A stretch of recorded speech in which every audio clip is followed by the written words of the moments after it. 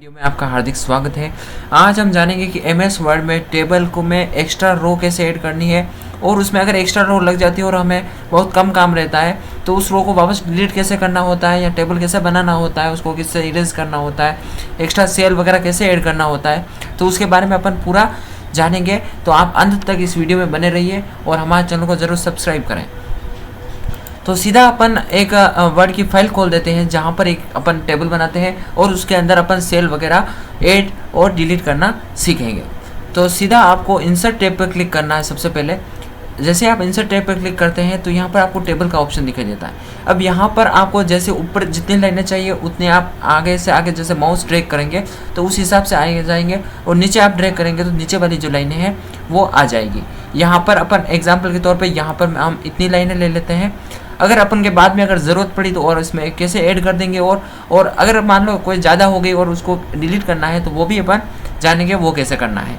अब सबसे पहले रहता है इस पेज जो है अपन है तो इसकी जो है लंबाई अपन को अगर बढ़ानी है तो यहाँ पर अपन क्लिक करेंगे। जैसे अभी ये छोटी साइज़ में है तो इसको बढ़ाने के लिए अपन यहाँ पर क्लिक करेंगे, देन हम यहाँ से ऐसे ड्रैग करेंगे तो ये जो साइज़ होगी वो अपने पास बड़े रूप में आ जाएगी। अब यहाँ पर आप डिफरेंट तरह की जो आपके टेबल की स्टाइल है वो आप यहाँ से लगा सकते हैं, लेकिन मैं अभी फ़िलहाल नॉर्मल के लिए लगता हूँ क्योंकि आप जो है स्टार्टिंग से सीख रहे हैं। तो ये जैसे मैंने टेबल बना दी। अब यहाँ पर मैं कुछ लिख देता हूँ सीरियल नंबर।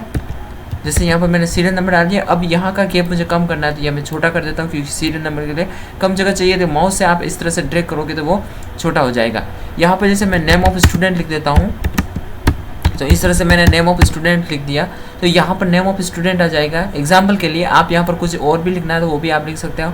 यहाँ पर क्लास लिख देता हूँ, क्लास। तो क्लास के लिए अब यहाँ पर मैं छोटा सा लिख देता हूँ और यहाँ पर मान लो मुझे लिखना है डेट ऑफ बर्थ, तो यहाँ पर मैं लिख दूंगा DOP, डेट ऑफ बर्थ लिख दिया।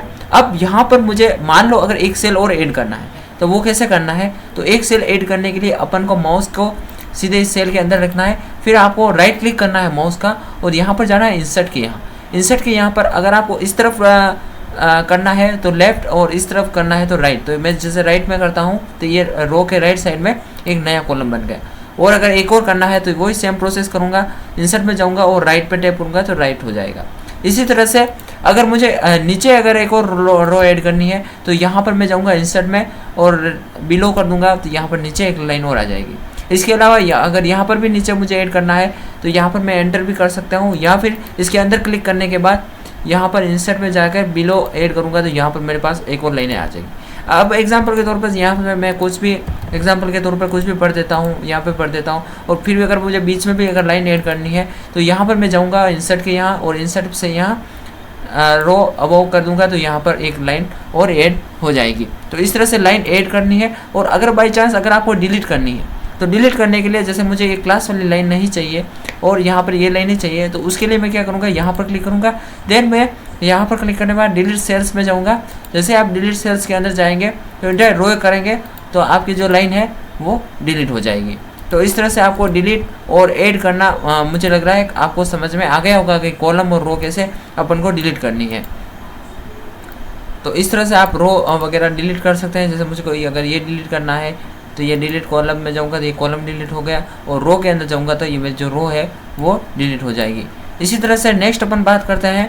इसके अंदर अपन ने कुछ भी लिखा वो डिलीट हो गया है तो वापस जाने के लिए आप Ctrl+Z का यूज़ कर सकते हैं। तो इस तरह से अब मुझे मान लो ये और ये लाइन को मर्ज करना है, यानी कि ये नीचे जो है वो लाइन मुझे सेम रखनी है लेकिन ऊपर वाले जो ये है ये इसको हटाना है। तो उसके लिए आप इरेजर का भी उपयोग कर सकते हैं। इरेजर का उपयोग करने के लिए आपको इसके अंदर क्लिक करना है, देन आपको यहाँ पर टेबल लेआउट के अंदर जाना हो और इरेजर लेना है। अब इरेजर लेने के बाद अगर मुझे ये नीचे वाली लाइनें रखनी है और ऊपर वाली ये हटानी है तो यहाँ पर मैं क्लिक करूँगा तो ये लाइन हट जाएगी। फिर इसके अंदर मैं आसानी से लिख सकता हूँ। तो ये मेरे बेसिक सा एक लेआउट बताया टेबल के बारे में कि अपन को कैसे ऐड करना होता है, किस तरह से अपन इरेजर से अगर हटाना है तो वो लाइन हटा सकते हैं। ये लाइन मुझे अगर हटानी है, ये दोनों मर्ज करनी है तो इस तरह से मैं जैसे जैसे क्लिक करता जाऊँगा और इसको वापस हटाने के लिए आप वापस इरेजर पर क्लिक कर दीजिए तो वो आपका रबर जो है वो हट जाएगी। तो इस तरह से मैंने कुछ आपको ज़रूर समझ में आया होगा कि टेबल को कैसे लाना होता है, इसमें रो वगैरह कैसे ऐड करना होता है और कैसे डिलीट करना होता है। तो उसके बारे में मैंने कुछ जानकारी दी और भी आगे इस टेबल के बारे में मैं और भी जानकारी दूंगा कि आपको बीच में लिखना है तो वो कैसे लिखना है, एंटर करना है तो वो कैसे करना है। तो तो आप बने रहिए हमारे चैनल के साथ और चैनल को ज़रूर सब्सक्राइब करें ऐसे ही मज़ेदार वीडियो के लिए, और आप इसी तरह से कंप्यूटर सीखते रहें। धन्यवाद।